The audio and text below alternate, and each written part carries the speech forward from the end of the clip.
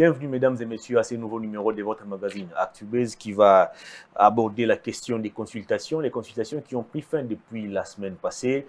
Qu'est-ce que les Congolais attendent? On va parler de cette question au cours de cette émission, les discours du président de la République qui est très attendu. On va aborder aussi la question de la condamnation de Barnabé Milingagno, cet acteur politique qui a été condamné à 3 ans de prison pour offense au chef de l'État, mais aussi menace des morts à l'endroit du président de la République. On va aussi aborder la question du déficit budgétaire, la sortie médiatique d'Augustin Kabouya. Voilà donc les menus de cette émission. On va aussi chuter avec les dossiers fibre optique. On en parlera toujours avec l'ingénieur Tosha qui je m'en vais dire bonjour et bienvenue.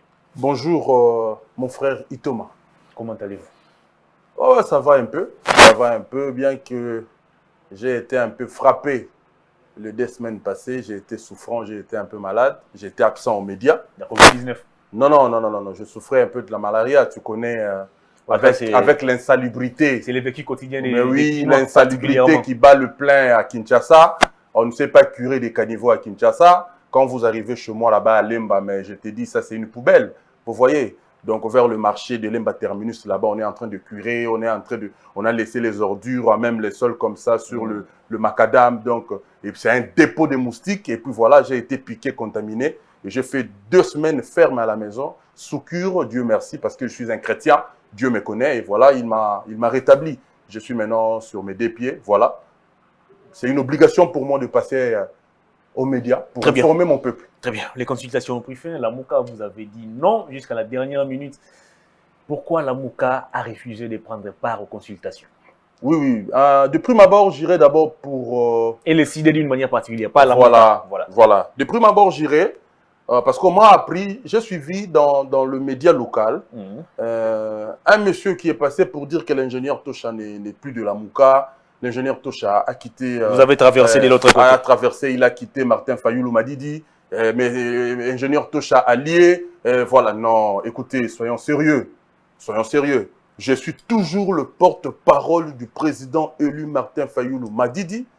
Je suis le coordonnateur adjoint et puis porte-parole d'une plateforme électorale qui vient de voir le jour, qui s'appelle RAFA, Rassemblement Fayouliste. Je suis de la Mouka, donc je n'ai pas traversé l'autre rive. Je n'ai aucune raison de traverser pour aller où je ne sais pas. Et aller parce que... peut-être. Non, écoutez, non. Est-ce que pour servir son pays, il faut aller au cash ou à l'FCC? Moi, je suis un citoyen congolais. Je suis un intellectuel, je suis une tête de type tempête cerveau, je suis technocrate dans mon domaine. Donc, je travaille pour mon pays. Donc, moi, les bords politiques, c'est ce stade-là de dire je suis des cash, de l'FCC, de la Mouka. C'est ça qui freine un peu l'élan pour décoller l'RDC. Donc, nous devons voir plus loin que le bout de notre nez. Tu peux être de cash, tu peux être de FCC. Ce que nous voulons dans ces pays, c'est quoi?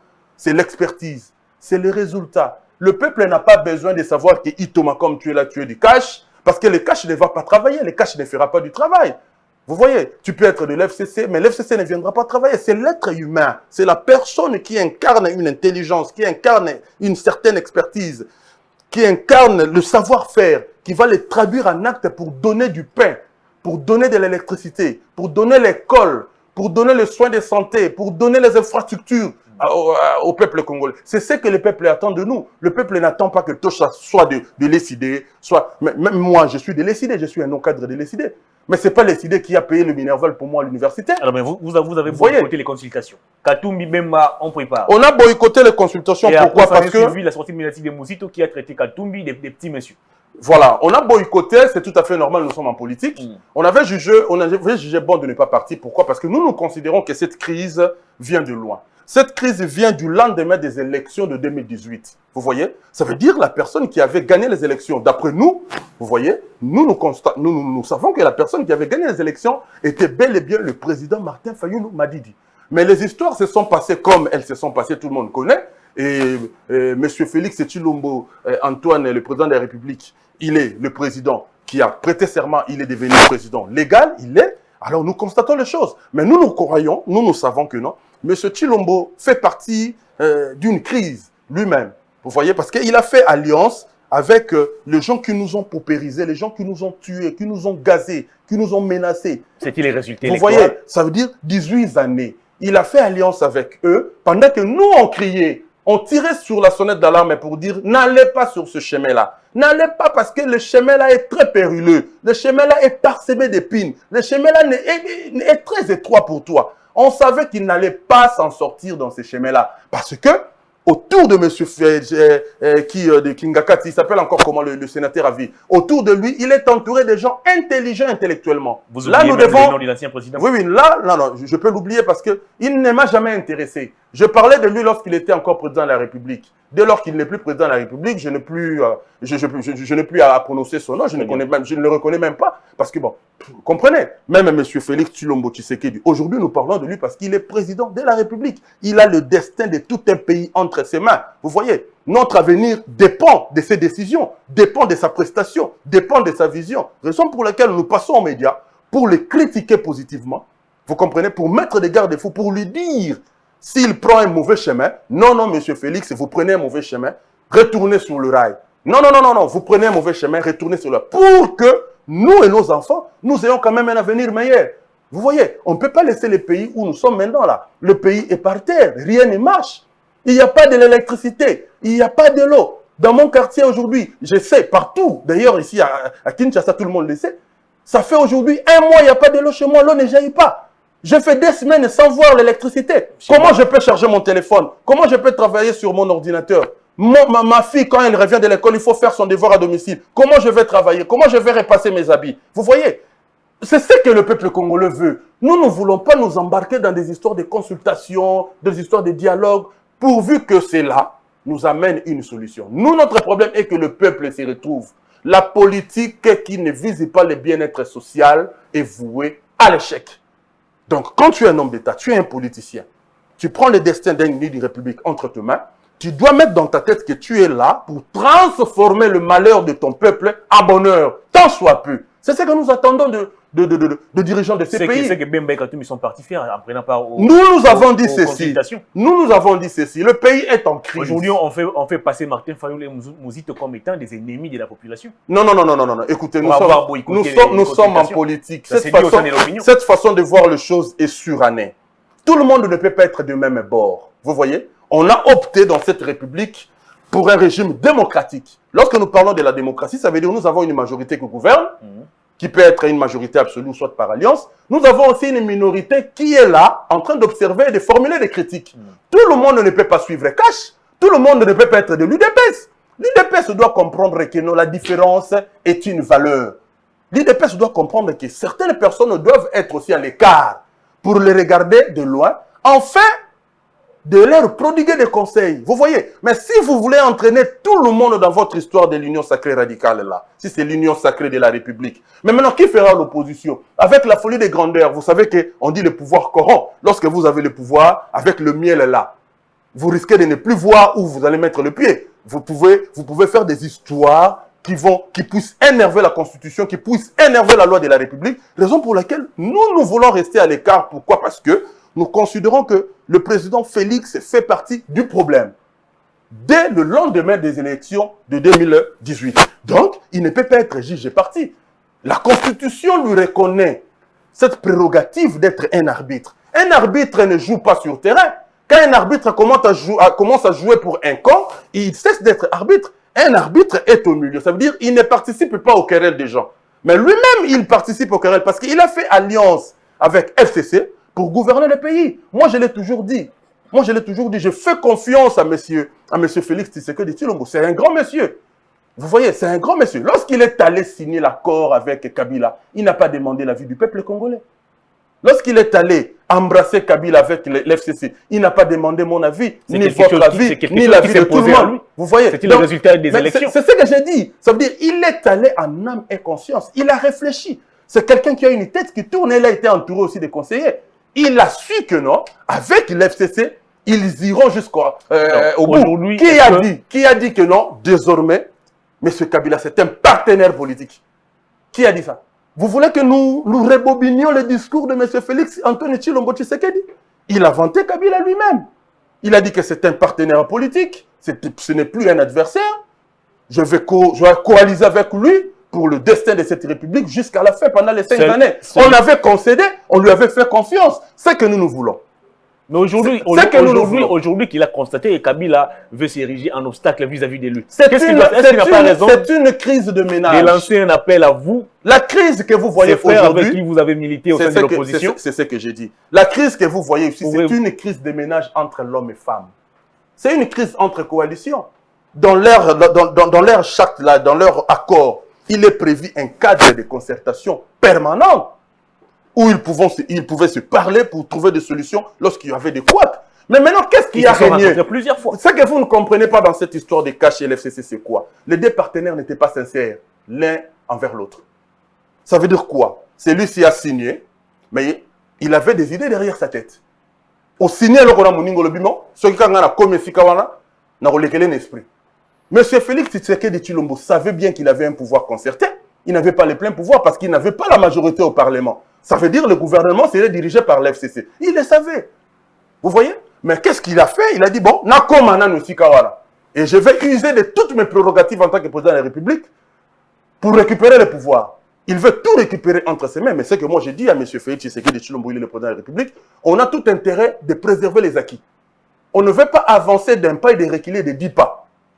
Le discours qu'il va tenir d'ici là, à la fin de cette concertation, doit être un discours conciliant, que ça n'embrase pas le pays. On a intérêt d'avoir la paix dans ce pays. Qu'il fasse très attention à ce que ses conseillers vont lui dire. Parce qu'autour de lui, il y a des extrémistes.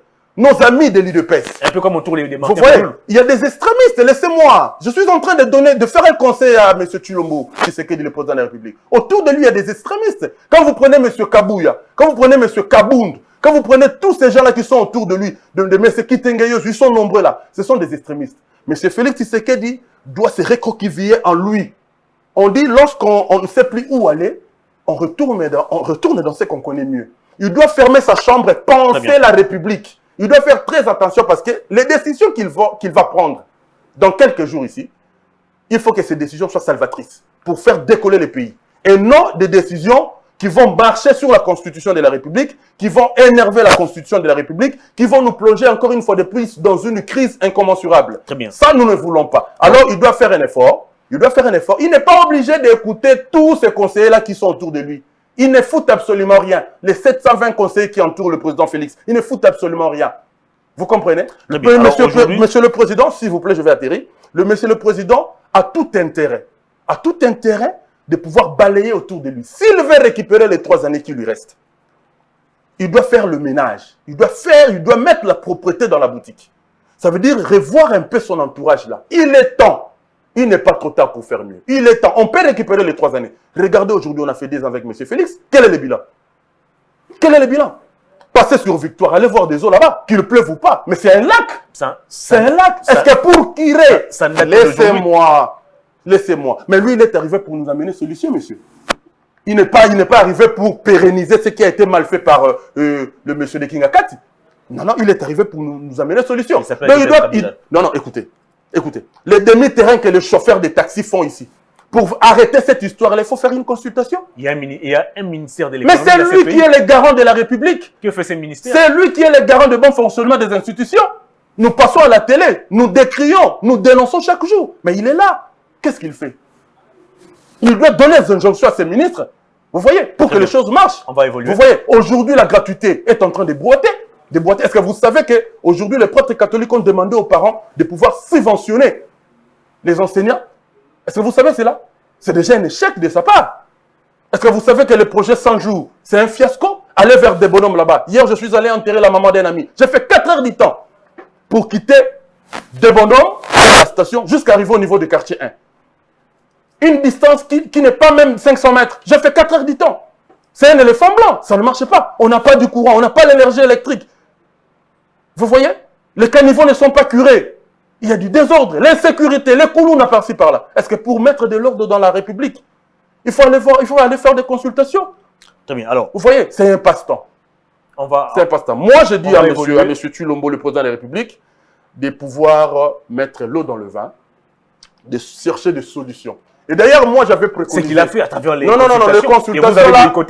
consultations. D'ailleurs, les consultations étaient prévues pour 2 semaines. Non, pour 10 jours avant. Après 2 semaines. Et ça a pris combien de temps? Pratiquement 1 mois. Et il a consulté qui? il a consulté les Chegué, il a consulté les mamans maraîchères. Nous ne dénigrons personne. Nous ne dénigrons personne. La crise, écoutez, soyons sérieux. Sont moins congolaises que... Non, soyons sérieux. Parlons peu, parlons bien. La crise est purement politique. La crise est purement politique.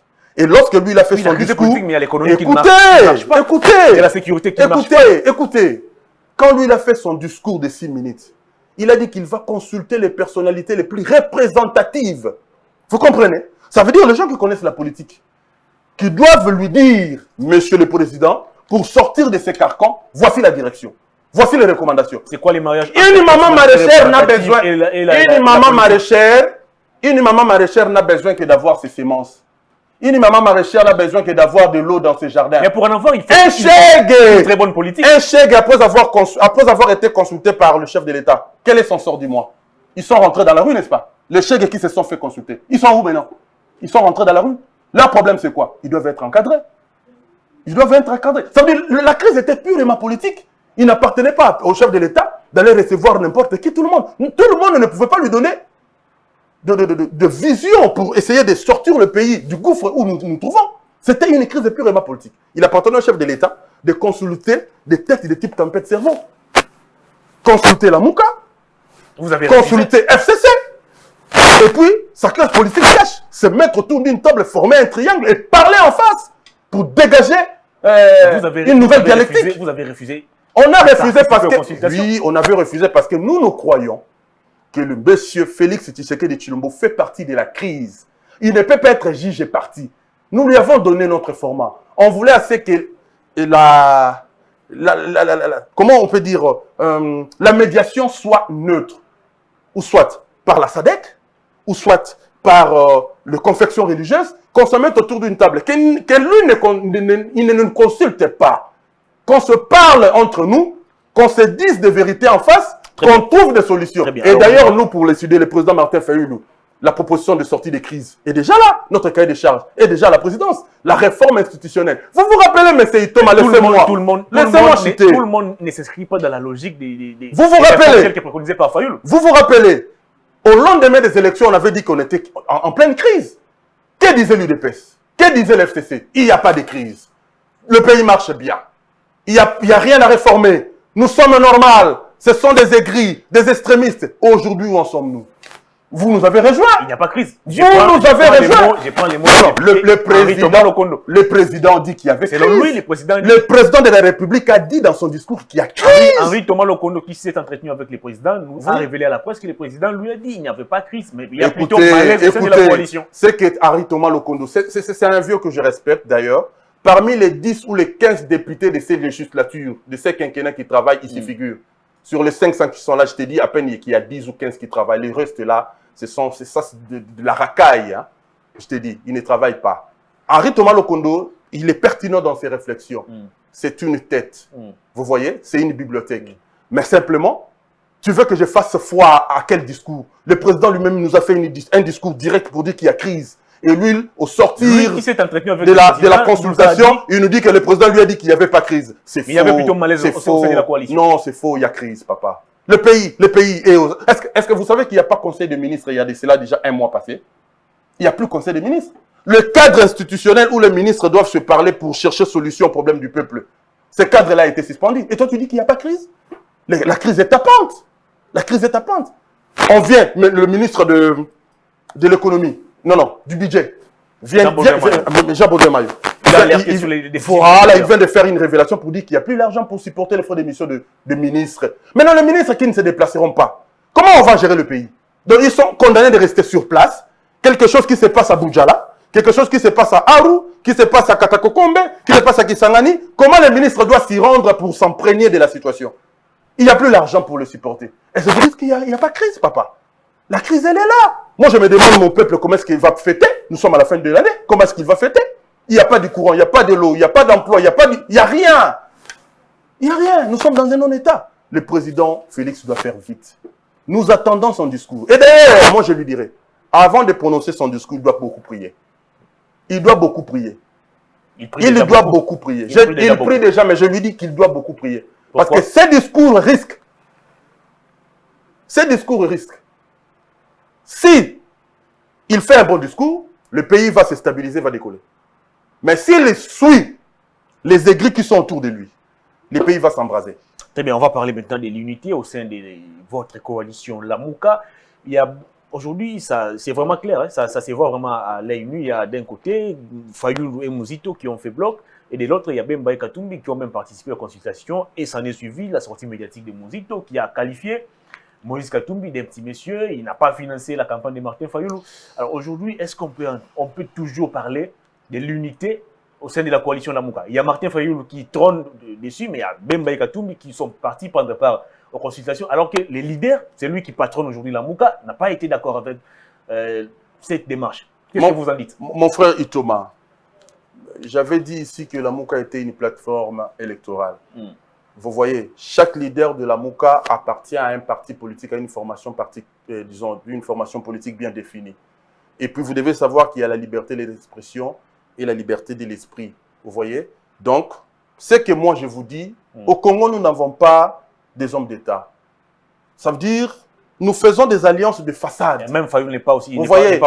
Non, moi j'ai dit au président Fayoulou l'autre fois dans notre réunion politique, je lui ai dit, s'il y avait une invitation qui était tombée pour que Lamouka se fasse consulter, quels seraient les préalables? Qu'ils se retrouvent d'abord, eux, les 4, autour d'une table pour décider. Ça veut dire M. Moïse, Jean-Pierre Bemba, Martin Fayoulou, Mouzito. Ils devraient normalement se retrouver autour d'une table pour dire, voilà, nous avons une invitation. Mais ils ont reçu des invitations écoutez, voilà maintenant aussi. Ça veut dire la démarche du chef de l'État n'était pas pour rassembler Lamouka. Sa démarche aussi, si nous essayons de démystifier d'une manière impérieuse la démarche du chef de l'État, c'était aussi pour fragiliser Lamouka. Parce que vous savez que Lamouka, c'est une structure, elle est compacte. Pourquoi ne pas lancer une invitation au titre de Lamouka? Pourquoi lancer des invitations individuelles? Pourquoi? Ça veut dire qu'il visait déjà, à débaucher. Parce qu'il fallait consulter les personnalités. Non, mais il parlait qui représente Martin Fayoulou. Non, je parle de Lamouka. Tu m'as posé une question de Lamouka, tu dévies toi-même. Tu as parlé de Lamouka, reste dans Lamouka. Il fallait qu'il lance une invitation à Lamouka. Et puis les leaders de Lamouka allaient se concerter pour dire est-ce que nous sommes en partie prenante ou pas. Ils allaient lever les options et se décider après. Mais quand on commence à lancer des invitations individuelles, vous comprenez? C'est déjà quelque chose qui prévoyait un débauchage. Et moi, je ne condamne pas M. Moïse Katumbi d'avoir été à la consultation. Je ne condamne pas non plus M. Bemba d'être parti. Vous voyez? Ils ont leurs raisons. Ils sont partis. Ils savent pourquoi ils sont partis. Pourquoi avoir traité alors Moïse Katumbi des petits messieurs? En tout cas, en ce que je sache, je ne suis pas le porte-parole de M. Mouzito. S'il a traité... Et à l'époque là, écoutez, à cette époque-là, moi je n'étais pas dans les idées. Vous comprenez? À cette époque-là, pendant les campagnes électorales, moi je n'étais pas dans les idées. Je n'appartenais à aucune structure politique. J'étais un indépendant, un analyste politique. J'attaquais l'FCC, j'attaquais M. Kabila avec sa bande. Vous voyez? Très bien, on va évoluer. Je ne sais pas ce qui s'était passé. Je ne suis pas dans le secret des polichinelles pour savoir qui avait loué les avions. Combien ont-ils contribué chacun d'eux? Donc, je laisse cette adresse très bien à M. Mouzito lui-même. Barnabé Milinga est condamné à 3 ans de prison pour offense au chef de l'État et menace de mort. État des droits en marche. Ok, non, soyons sérieux. Parlons bien. Nous sommes dans un État, nous voulons que cet État soit un État de droit.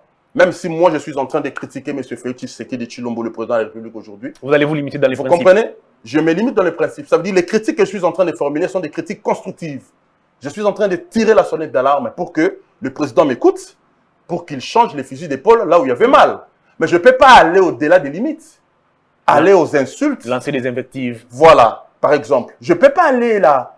Parce que ça relève d'abord d'une éducation reçue de ses parents. Insulter quelqu'un, a fortiori le premier monsieur de la République. Il est le président légal, même si nous, à la Mouka, nous le contestons. Vous ne les reconnaissez pas. Nous ne les reconnaissons pas, mais il reste le président légal parce qu'il a prêté serment. Vous comprenez? Mais il est démuni de la légitimité. Là, on ne cesserait de le dire. Il n'est pas légitime, mais il est le président légal. Il engage l'État. On lui doit du respect et considération. Vous voyez? Mais là où il fait faux pas, nous devons les recadrer, mais pas dans des injures. Ce monsieur-là, je ne maîtrise pas bien son appartenance tribale ou d'où il venait, je ne sais pas. Mais j'ai suivi seulement la vidéo. Hein? L'un de vos journalistes ici, ou une dame là, Vanessa Moussaou, m'avait envoyé une vidéo telle. Il a tenu des propos, normalement, qui méritaient d'être interpellés. Il méritait d'être interpellé quand tu dis à un président de la République que non, Okozwa Mbouma. Moi, je suis congolais, je suis congolais, je suis quinois. Lui, il est arrivé ici, il s'est dit Kadogo, il est arrivé ici avec des bottes en caoutchouc, il ne maîtrise rien sur le langage quinois. Quand on dit Kogolia Mbouma, Mbouma c'est quoi? C'est loger une balle dans la tête de quelqu'un. Et quand tu menaces un président de la République, et il est allé trop loin pour dire que Nakota ki na Mandouki, non, non. On ne veut plus de la guerre. On ne veut plus de la guerre ici. Écoutez, toi tu n'as jamais vu la guerre, papa. Moi je suis de Kisangani. Moi j'ai vécu la guerre. Tu comprends? Moi j'ai fait, de par mon travail, j'ai fait tout le Congo. Allez-y vers le fin fond là-bas à l'est, allez-y voir. Au moment où je te parle, il y a des mamans qui sont dans la forêt, dans la brousse, avec des enfants, avec les bébés dans leurs mains, en manque d'à manger. La guerre n'est pas quelque chose à souhaiter. Quand tu dis que Nakota ki na Mandouk, cela veut dire quoi? Tu déclares la guerre? Non, non, en tout cas, sans prendre parti, moi, je pense que le juge en dit les droits. On doit lui dire d'où venaient ces propos-là. Vous voyez, et nous savons à ce moment précis, il y a une crise entre FCC et Cash. Et puis son autorité morale, avec qui il est arrivé ici en botte à caoutchouc, l'homme de Kingakati, il a apparemment, on nous aurait appris qu'il a une armée, il a des militaires. Vous voyez, c'est un ancien militaire aussi. C'est un ancien Kadogo comme lui. Et ça, vous voyez, ça fait peur. On ne peut pas prédire la guerre. On ne peut pas dire que le président William Mbouma, non, non, il avait très mal dit. Peut-être aussi, il avait dit ça par advertance. Il ne savait pas mesurer l'intensité de ses propos. Mais voilà, aujourd'hui, il se retrouve derrière le barreau. Donc, bon. Très bien. Alors, qu'il se corrige à Makala. Qu'il se corrige. Eddie Kapenda a fait 20 ans là-bas, il n'est pas mort. Lui, il ne fera que 3 ans. L'émission touche à sa fin. On parle aussi des sorties médiatiques d'Augustin Kabouya, secrétaire général de l'UDPS. Les sorties médiatiques qui, de temps en temps, suscitent des tollés, ça fait couler beaucoup d'encre et de salive. Il a traité récemment les ministres des Finances, des voleurs, c'est lui qui bloque la paye des agents de l'État. Il a fait des Félix Tshisekedi, président de la République, collaborateur de Joseph Kabila. Et puis, pas plus tard qu'hier, il a encore dit... c'était encore quoi? Ça m'a échappé, ça va venir. Alors finalement... Non, quand il a parlé qu'il n'y aura ni coalition, ni cohabitation. Non, ça, c'est Jean-Marc Kaboun. Ça, c'est Jean-Marc Kaboun. Ah, ouais, l'homme de... Voilà. Le maître nageur. Ok. Alors aujourd'hui, comment analysez-vous aujourd'hui les sorties médiatiques d'Augustin Kabouya? Non, non, écoutez. J'ai toujours été contre Augustin Kabouya. Je pense que lorsqu'on est secrétaire général d'un grand parti comme l'UDPS, on doit... Voilà, il a parlé aussi, merci Vanessa, il a parlé aussi de la condamnation de Vital Kamerhe qui était l'œuvre du FCC. Et non de l'état des droits. Écoutez, tel qu'on nous l'a vendu. Écoutez, raison pour laquelle je veux dire que M. Augustin Kabouya doit se mettre au-dessus de la mêlée. Quand vous êtes à la tête d'un grand parti comme l'UDPS que nous avons connu lorsque nous fûmes encore étudiants, l'UDPS c'est de grands hommes, ce n'est pas l'UDPS d'aujourd'hui qui est banalisé, l'UDPS de talibans qui sont sous les bois, ce n'est pas celui l'UDPS ici que moi je vois. Augustin Kabouya doit savoir recadrer ses propos. À l'heure actuelle, on n'a pas besoin de jeter l'huile au feu. À l'heure actuelle, on a besoin de discours conciliants. Vous voyez? Et ce que M. Augustin Kabouya fait avec ses sorties médiatiques, j'aime pas pourquoi, parce que ça risque d'induire le chef de l'État en erreur. Vous voyez? Le chef de l'État, de par la Constitution, il n'est plus président de l'UDPS. Il fut de l'UDPS. Maintenant, il est détaché de l'UDPS. Vous voyez? Alors, qui permet à M. Augustin Kabouya de faire ses sorties médiatiques? Moi, je pense qu'il est temps qu'on interdise à M. Augustin Kabouya de faire des sorties médiatiques. Il est quand même secrétaire général des... Non. Ces sorties médiatiques ne sont pas pondérées. Ces sorties médiatiques ne sont pas riches en termes. Ces sorties médiatiques sont très sèches. Vous comprenez? Il ne parle pas comme un responsable politique. Il ne parle pas comme étant un parti au pouvoir. Il parle comme étant un opposant, un militant sous les bois. En tout cas, je regrette beaucoup de ses propos. L'heure est venue pour qu'on lui interdise, qu'on lui arrache un peu la parole. Vous comprenez? Alors, Némi, je vais solliciter votre clémence, si vous pouvez nous accorder 5 minutes. Ingénieur, pour parler de la fibre optique. J'aimerais que vous abordez cette question en lingala. Mambo fibre optique. Tokomi, na niveau nini? Na l'obarayango toujours que le pays va très mal parce que le domaine il y a fibre optique et ça domaine nanga. Na tangeli ango, na keili banda mboka, na zan expérience nango. Je suis parmi les pionniers à bateau banda fibre optique na kata RDC. Na olutongo lobake fibre optique. Bapé Sabiso, à la tête du ministère, il y a fibre optique, disons, il y a PETENTIC, poste de télécommunication, nouvelle technologie, un technocrate, quelqu'un qui connaît le domaine, quelqu'un qui a la maîtrise de télécommunication. Regardez aujourd'hui les CPT.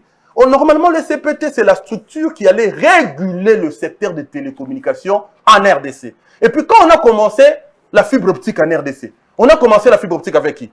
Il y avait un ingénieur qui a fini à Liti Massina, un ancien de Liti Massina, M. Didier Moussete, qui est venu de l'Europe, qui a travaillé dans la société française France Télécom, qui avait de l'expérience sur la fibre optique. Et moi, j'ai travaillé à cette époque-là l'entreprise Moko Babingango Fitech. La première entreprise à faire partenariat avec les CPT pour le déploiement de la fibre optique dans Kinshasa et puis dans l'RDC. J'ai travaillé avec ce monsieur-là. Et CPT, bureau qui même kit Yakovanda, mais l'avènement à M. Didier Moussete, quand il était arrivé, ce monsieur-là, il a rénové les CPT. Vous voyez, à ça, il y a ceux qui 11 mois, ceux qui 9 11 mois à Pamba, à Zongi poste, à rénover, à établir la loi, et puis il y a salaire na chaque fin du mois. Il était le premier, je vous dis, le premier directeur général de SCPT où il y a foutu tout sans arriéré. Ça veut dire à continuer à bimatiki arriéré. À foutu tout normalement, à jouer collaborateur, il y a ma banque, la société de télécommunication, qui affilié, mais Moutouango malheureusement, par jalousie, par clientélisme, qui coachait à la porte, Benganaye, soi-disant qu'il avait détourné des fonds, mais jusque-là, prouver culpabilité n'a été. Aujourd'hui, regarde le CPT. Oh, elle a remplacé qui est M. Oumba. Il a détourné des sommes. Mais pourquoi ne pas rappeler ce monsieur-là, Didier Moussete? Pourquoi ne pas le rappeler? Parce que moi, j'ai travaillé avec lui. Et qu'on m'appelle des pieds. Vous voyez? Moi, j'ai travaillé avec lui. Et qu'on m'appelle des pieds. Bazong, ça fait pour lui que vous non, ça veut dire, non, moi, non, je ne serais pas dans les CPT. Pendant qu'il était à l'SCPT, moi, je ne faisais pas partie de l'SCPT. Moi, j'étais manager télécom d'une structure qui collaborait avec l'SCPT. Mais Naïb, je connais sa force de frappe. Je connais son intelligence. Vous comprenez? Ce qui m'a dit que l'SCPT ne serait-ce que pendant une année, on va décoller parce que nous avions des projets avec lui. Il avait des projets pour la SCPT, pour le déploiement de fibre optique dans Kinshasa. Mais malheureusement, comme la politique, raison pour laquelle Naïb Sakio que non, il faut bâtir dans le secteur moko na moko bateau ba maîtriser. Ce qui est politique, bandi ko kota même l'enseignement. Et bandi ko kota dans le domaine nyonso makambo kobeba. Alors moi je vais lancer un appel aux autorités, ce qui monsieur, parce que après ma consultation, il y aura des mesures qui seront prises. Ce qui monsieur le chef de l'État monsieur Félix Tshisekedi Tshisekedi a couru qu'on rappelait dans nous monsieur wana. Hein? Le DG, l'ancien DG Didier Moussete, je le connais, il est à Kinshasa ici. Ah, mais on rappelait à Sololana Enan. À Sololana Ayeba, qu'est-ce qu'on peut faire pour la fibre? Nous sommes là, à part Yé Bissopet Ozali. Mais Yé, il avait prouvé quand même de quoi il était capable. Très bien. Pour que, Tomero Bimisa, Mboka Anakatia, l'émission est terminée. Il y a Chaudron Otozali Nango. En quelques secondes, la caméra est là devant vous. Votre dernier message au public et puis on va nous séparer. Dernier message dans la adressé à la chef de l'État. Le pays appartient à tout le monde. Le pays n'appartient pas à Cash, le pays n'appartient pas à l'FCC, ni encore à la Mouka. Le Congo est un patrimoine commun. Nalingina Sénagana, chef de l'État, est au-dessus de la mêlée. N'a pas de décision au sortir de la consultation, que ces décisions-là soient réfléchies en amont. Qu'il n'y ait pas de déchets, qu'il n'y ait pas de ratés. De deux, que le chef de l'État fasse le ménage autour de lui. Ces conseillers qui ne foutent absolument rien, qui s'empiffrent comme des oies sauvages, vous voyez, ils ont pris de poids, ils ne foutent absolument rien. Ils ont roulé carrosse au lieu de rendre service dans l'État. Que le chef de l'État crée une structure, il y a tête de type tempête cerveau, comme Mobutu l'a fait. Atikadon a une appartenance politique parce que Moutoua a la Mouka, parce que Moutoua a la FCC, parce que Moutoua a pas Bahati, Moutoua a Boumouena Zoyezate. Non. Que les chefs de l'État cherchent les gens intelligents qui vont l'aider à réussir son mandat. Les 3 années qui restent, ce sont les années déterminantes pour lui. Alors, s'il fait faux pas, il risque d'être vomi en 2023. Ingénieur Tocha, merci de votre passage. C'est moi qui vous remercie. Le plaisir est partagé. Fin de cette émission, mesdames et messieurs. Merci de votre sympathique attention. Au revoir d'ici là. Portez-vous bien.